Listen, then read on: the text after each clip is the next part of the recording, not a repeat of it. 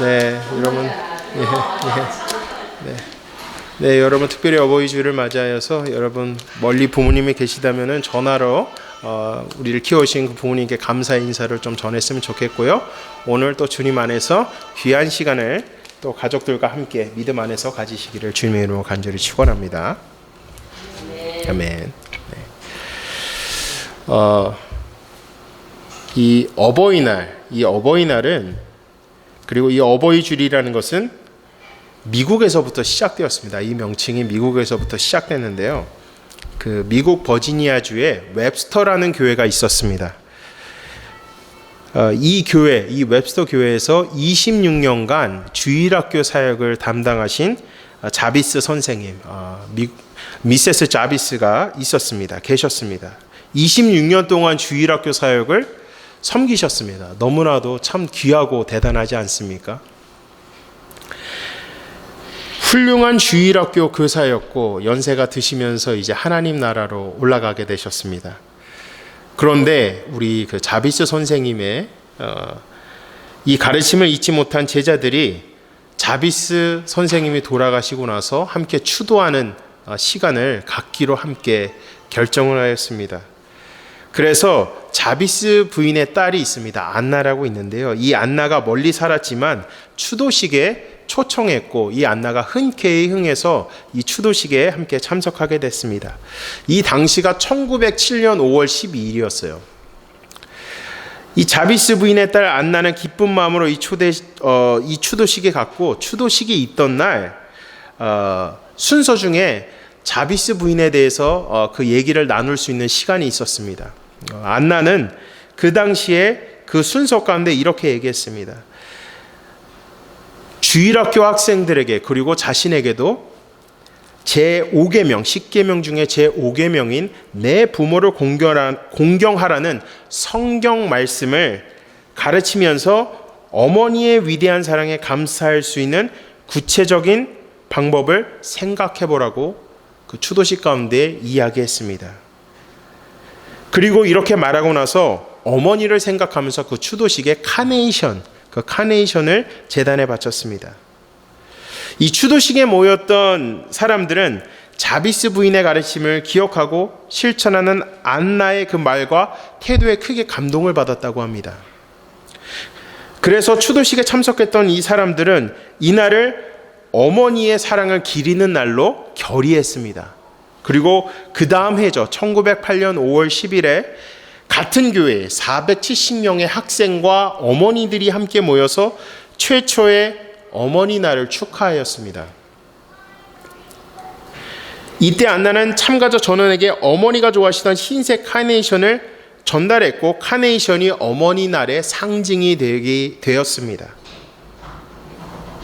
이후 안나의 어머니 날에 대한 지속적인 홍보 활동으로 미국의 이 모든 어머니 날에 대한 홍보가 나가면서 전국으로 퍼져나갔고 1914년 미국의 28대 대통령이죠. 우드로 윌슨이 매년 5월 두 번째 주일을 마더스데이 어머니 날로 선포하면서 정식 기념일이 된 것입니다. 그리고 미국에서도 실질적으로 5월 둘째 주에 마더스데이로 해서 아직도 기념하고 있습니다. 단순히 자비스 부인이 정말 잘 섬겼기 때문이 아니라 자비스 부인의 삶 가운데 예수님의 그 은혜가 임했고 그 예수님의 사랑을 지속적으로 자기가 있는 자리에서 묵묵하게 26년간 그 자를 섬기면서 예수님의 사랑을 증거했기 때문에 이와 같은 영향력이 전달된 것입니다. 그리고 또 하나는 교회에서 가르치는 것뿐만 아니라 가정에서도 동일하게 자녀들에게 하나님의 말씀을 지속적으로 가르쳤다는 것입니다. 그렇기에 안나도 자비스 부인이 살았을 당시에 가르쳤던 그 가르침을 주변에 있는 성도들에게 전했을 때 크게 감동받았다는 것은 교회뿐만이 아니라 가정에서도 자녀들에게 동일한 본이 되는 모습, 덕이 되는 모습을 보이려고 노력했다는 것입니다. 그리고 그 영향력이 어떻게 됐습니까? 한 사람의 영향력을 통해서 어떻게 됐죠? 교회가 변화됐습니다. 그리고 한 사람의 영향력을 통해서 국가가 마더스데이라고 지정할 정도로 그 영향력이 전달된 것입니다. 제가 드리고 싶은 말씀은 우리 자비스 선생님을 사용하신 그 예수님의 그 은혜, 예수님의 능력이 한 사람을 통해서 확장되고 확대되었다는 것을 저는 여러분에게 말씀하고 싶은 것입니다. 한 사람의 영향력, 주님의 말씀에 대한 그 한 사람의 헌신, 순종, 그 결단을 주님께서는 기억하시고 사용하신다는 것을 여러분 믿으시기 바랍니다. 하나님께서 원하시는 가족은 바로 이와 같습니다. 어디 있든지 교회뿐만이 아니라 가정에서도 자녀들에게 그와 동일한 모습을 보이며 균형적인 모습을 자녀들에게 보이려고 노력할 때 자녀들에게 그 믿음이 고스란히 스며든다는 것입니다. 하나님의 말씀을 전하고 순종하고 그 뜻대로 살아갈 때 하나님께서 그 가정을 귀하게 쓰임받게 된다는 것입니다. 여기 모인 우리들도 부모님의 신앙을 물려받았을 것입니다. 또한 다른 가족은 믿지 않지만 홀로 가정을 세우고 계시는 1세대 기독교인들도 분명히 계실 것입니다. 이 믿음을 포기하지 않고 지속적으로 이어나갈 때에 자비스 부인과 같이 주님의 선한 영역을 전하는 저와 여러분이 되시기를 주님의 이름으로 간절히 축원합니다. 오늘 어버이 주일을 맞이하여서 우리가 하나님이 원하시는 가족, 정말 하나님이 원하시는 가족을 세우기 위해서 자녀들에게 필요한 세 가지를 여러분과 함께 살펴보기를 원합니다. 첫 번째는 청종하는 자녀가 되어야 됩니다. 청종하는 자녀. 본문 22절 말씀을 한 목소리로 읽겠습니다. 너를 낳은 아기에게 청종하고 늙은 놈을 긍휼히 여기지 말습니다. 아멘. 저는 이 말씀을 준비하면서 우리 자녀들이 한 가지 아주 절실하게 깨달아야 될 것이 있어요. 내가 잘나서라고 생각하면 안 돼요. 내가 잘나서가 아니라 지금 우리가 살고 있는 이 시대를 이미 풍부하게 경험하신 부모님의 조언과 기도로 우리가 지금 이 세대를 살아가고 있다는 것을 깨달아야 됩니다. 여러분, 경험이라는 것은 절대 무시하지 못해요. 경험이라는 것은 우리가 살아왔던 이 시대 가운데서 우리와 같은 젊은 패기로 부모님들도 사셨을 겁니다. 그 패기와 열정을 갖고 사셨을 거예요. 그리고 그 모든 삶의 과정 가운데서 그 삶을 연단시키시고 인도하시는 하나님을 부모님들께서는 분명히 경험하셨을 것입니다. 많은 시행착오를 겪으시면서 그 안에서 그 삶을 다져가시는 하나님을 경험했을 것입니다. 그리고 그 믿음을 토대로 자녀들에게 조언을 하죠. 그 조언을 듣는 것이 쉽지는 않습니다. 하지만 그 조언을 듣는 자에게는 그것이 하나님의 은혜가 된다는 것입니다. 그리고 부모님께서 그 경험을 하신, 삶을 경험하신 하나님께서 그 삶을 어떻게 인도하셨는지를 경험한 것을 토대로 자녀들에게 조언할 때 그 조언을 받아들여야 돼요. 왜냐하면 그 말이 맞기 때문이에요. 제가 며칠 전에 저희 어머니께서 조언하신 것이 있었어요. 그 조언을 들으면서 제가 민감하게 반응한 것은 하나님께서 어머니를 통해서 말씀하고 있구나라는 것을 깨닫게 됐습니다.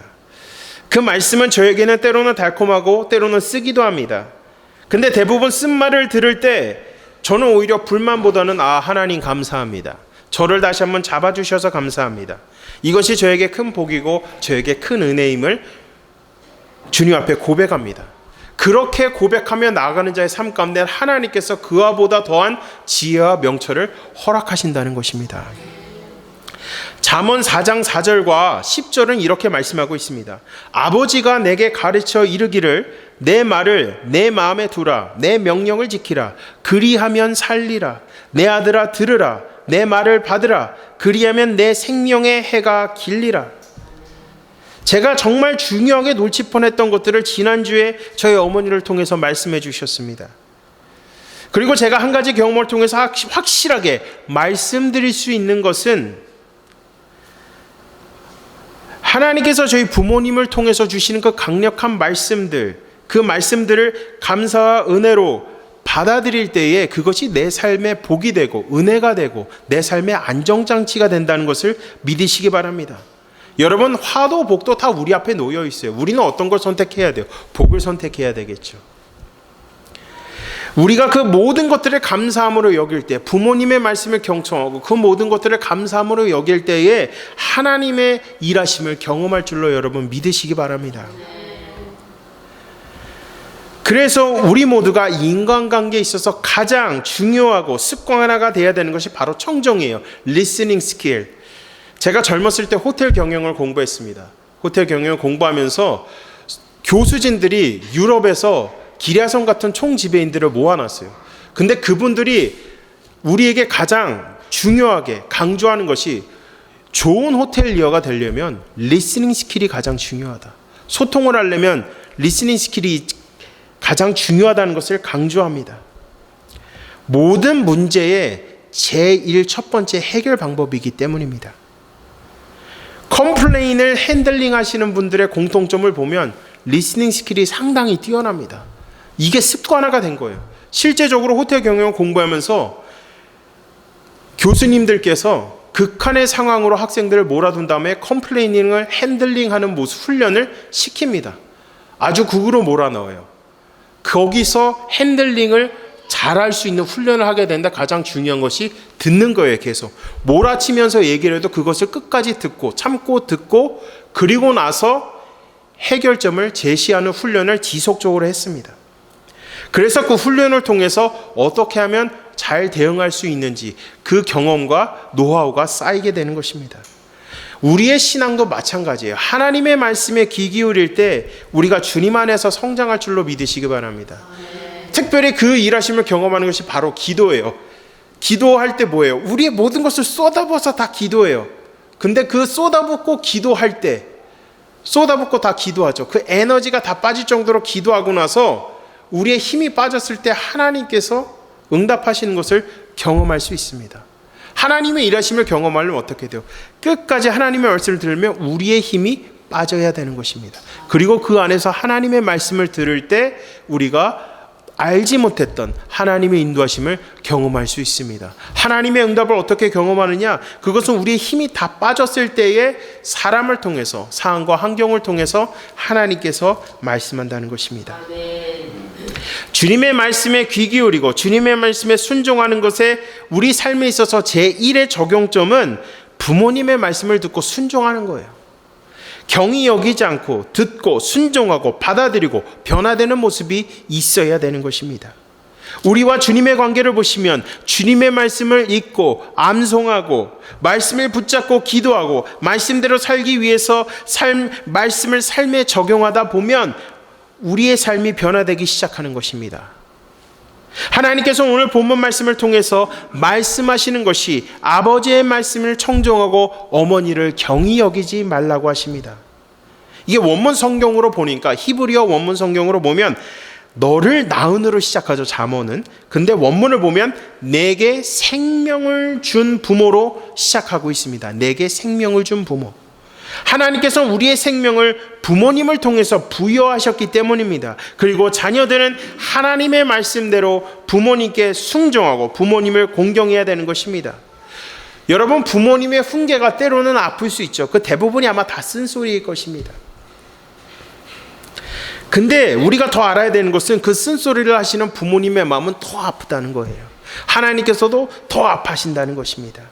그 훈계를 우리가 아주 달콤하게 받아들일 때 그것이 우리에게 복이고 은혜임을 믿으시기를 주님의 이름으로 간절히 축원합니다.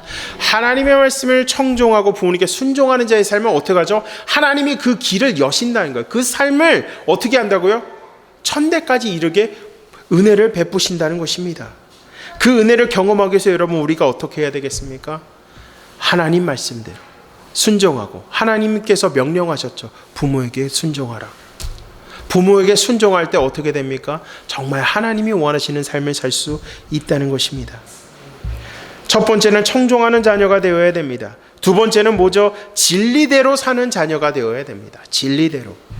본문 23절 말씀을 한 목소리로 읽어주시겠습니다. 진리를 사되 편지는 말며 지혜와 훈계와 명철로 그리하였지니라. 아멘. 이게 보니까 진리를 사대, 이 사대라는 것을 영어 서준 그 성경으로 보니까 by라 그러더라고요. by.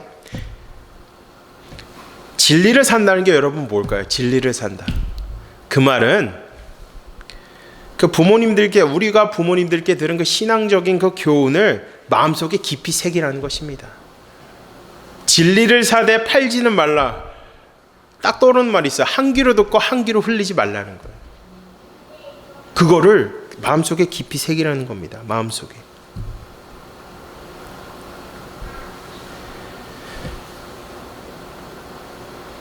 우리가 부모님들에게 공통적으로 듣는 말씀이 있어요. 저도 뭐 믿음의 가정에서 자라시면 항상 하시는 말씀이 있어요.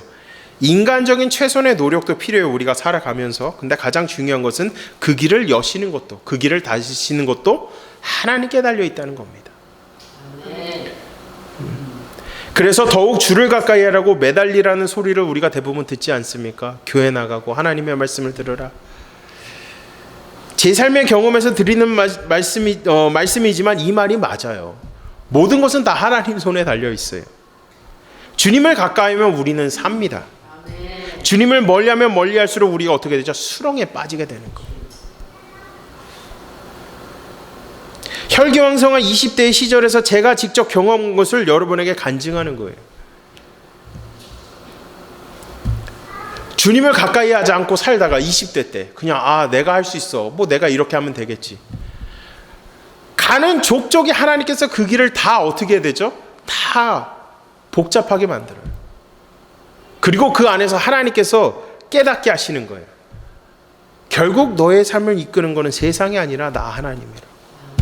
그리고 그 고백이 나오게 만드셨어요.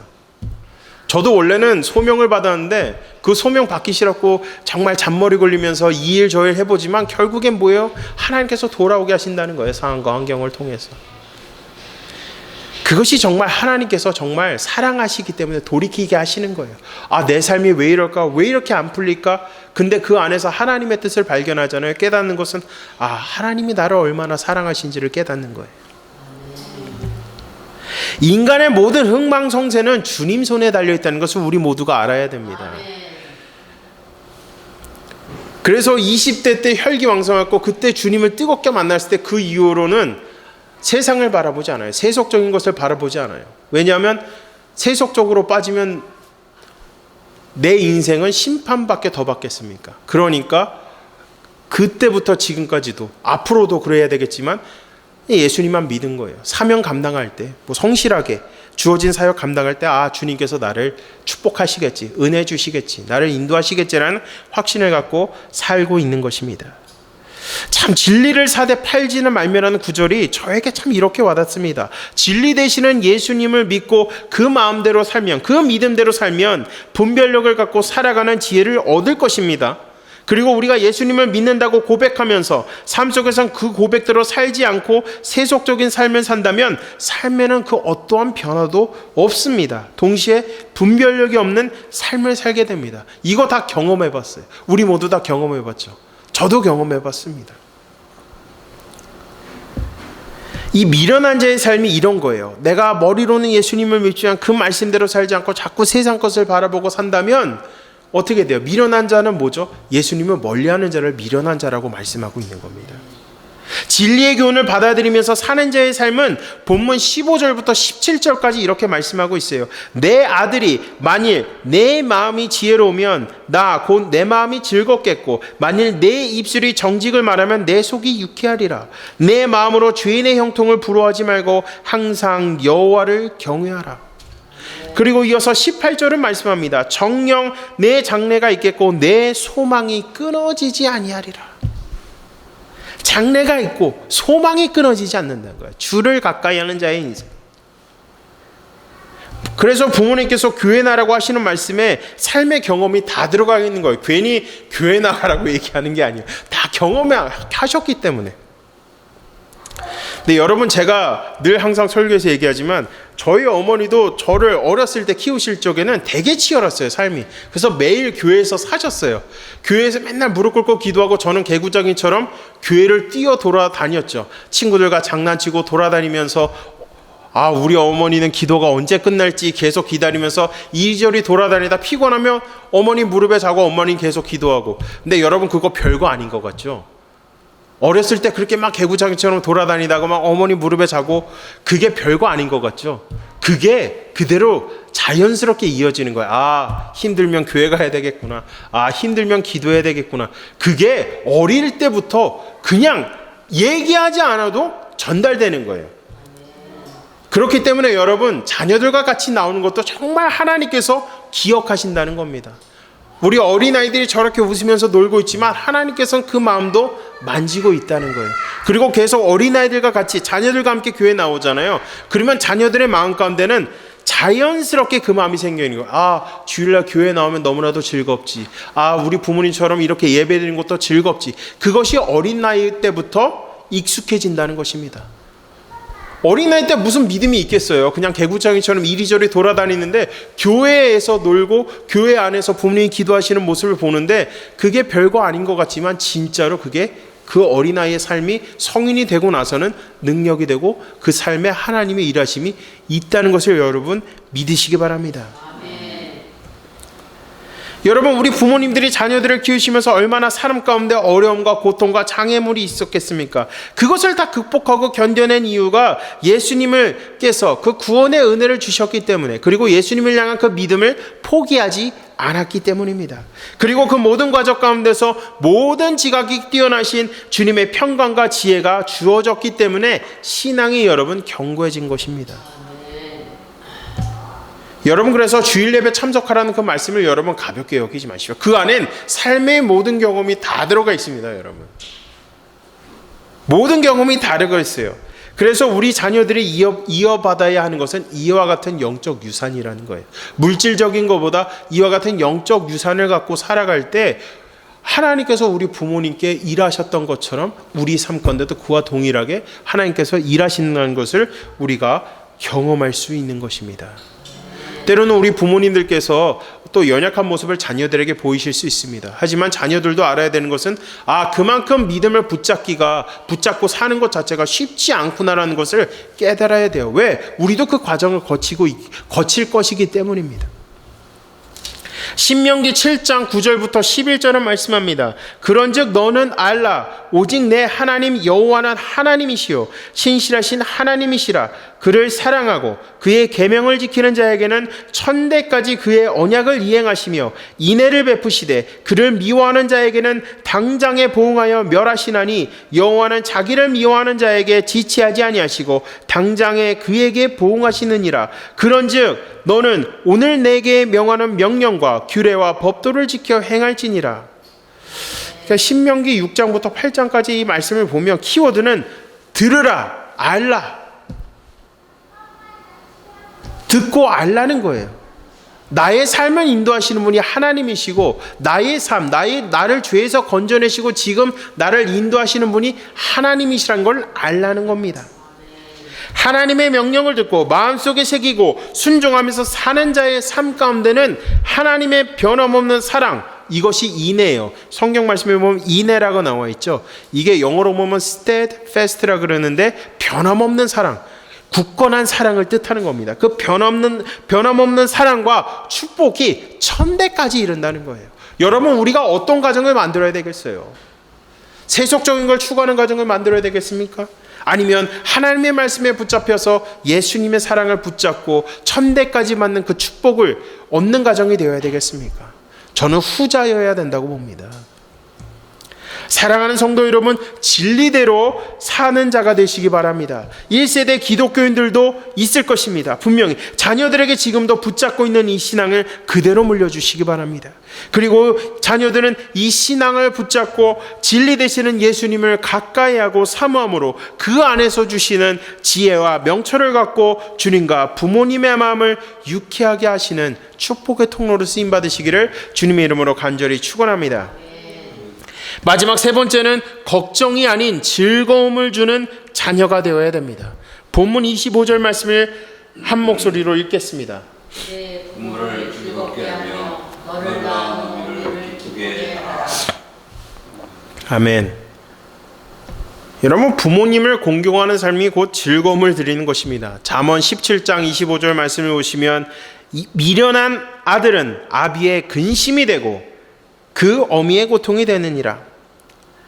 이는 곧 자기 자신을 과신하고 자기 자신이 가장 현명하고 지혜로운 줄로 착각하면 부모님의 훈계를 무시한 채 제멋대로 행동함으로써 부모님에게 근심을 준다는 것입니다.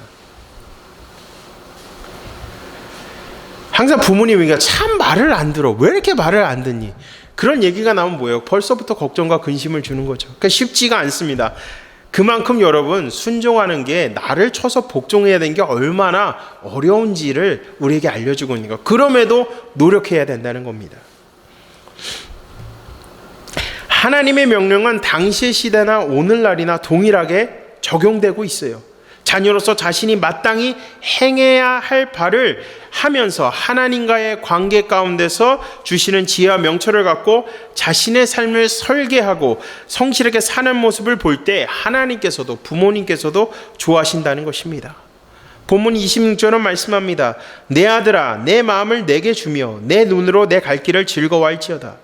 부모님께서 가정을 위해서 희생하고 헌신하면서 살아오신 그 과정을 바라보면서 감사한 마음과 동시에 부모님처럼 믿음 안에서 성실하고 최선을 다하는 삶을 살아야 하는 것입니다.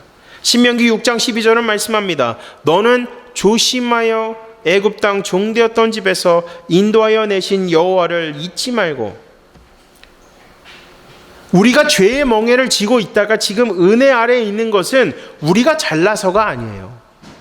우리를 죄에서 건지신 예수 그리스도의 은혜가 있기 때문입니다. 그 예수 그리스도의 은혜가 우리 부모님 삶 가운데 충만하기 때문에 그 은혜를 우리가 이어받고 있습니다. 그리고 그 은혜로 구원받은 가정이 된 것입니다. 부모님께서 믿음의 가정을 이끄시면서 정말 우리가 절실하게 우리가 알아야 되는 것은 그 믿음으로 가정을 이끌어가니까 얼마나 어려운지를 우리가 알아야 돼요. 올해 초에 저희 할머니께서 이제 하나님의 부르심을 받으셨는데 그때 정말 깨달은 것은 천국을 가는 것이 결코 쉬운 것이 아니구나라는 것을 너무나도 깊이 깨달았어요. 정말 끝까지 그 노년의 삶 가운데서 그 믿음을 붙잡고 천국을 간다는 것은 여러분 말이 쉽지 정말 쉽지 않아요. 그 길을 끝까지 걸어가는 것이 쉽지 않다는 것을 제가 깨닫게 됐습니다. 그래서 여러분 우리가 늘 어떻게 되었습니까? 부모님께서 가지고 있는 그 믿음으로 지금 수십 년간 가정을 이끌고 있는 그 모습을 보면서 이 신앙을 붙잡고 살아가는 것이 얼마나 쉽지 않은지를 여러분 알아야 돼요. 왜냐하면 여러분 자녀들도 성장해서 가정을 꾸리게 될 것입니다. 그 자녀들도 알게 될 것이에요. 지금부터 지속적으로 그 신앙을 훈련시켜야 되는 것입니다. 부모님께 공경하는 것. 부모님께 공경하지 않는데 어떻게 하나님 말씀에 순종한다고 할 수 있겠어요? 어떻게 예수님의 뜻대로 살아가겠노라고 고백할 수 있겠습니까? 그것이 가정에서부터 시작된다는 것을 오늘 본문 말씀이 우리에게 알려주고 있는 것입니다. 그래서 사랑하는 성도 여러분, 우리는 어떤 자녀로서 어떤 삶을 살아야 되겠습니까? 하나님 말씀 그리고 부모님 말씀에 청종하며 살아가고 그 진리를 붙잡고 진리대로 행하며 하나님의 말씀을 시원하게 하고 부모님의 마음을 즐겁게 해드리는 자녀로서의 삶을 사시기를, 그리고 귀하고 거룩한 가정을 세우며 자비스 선생님처럼 귀한 통로로 쓰임받는 저와 여러분이 되시기를 주님의 이름으로 간절히 축원합니다. 우리 이 시간 다 같이 함께 기도했으면 좋겠습니다. 여러분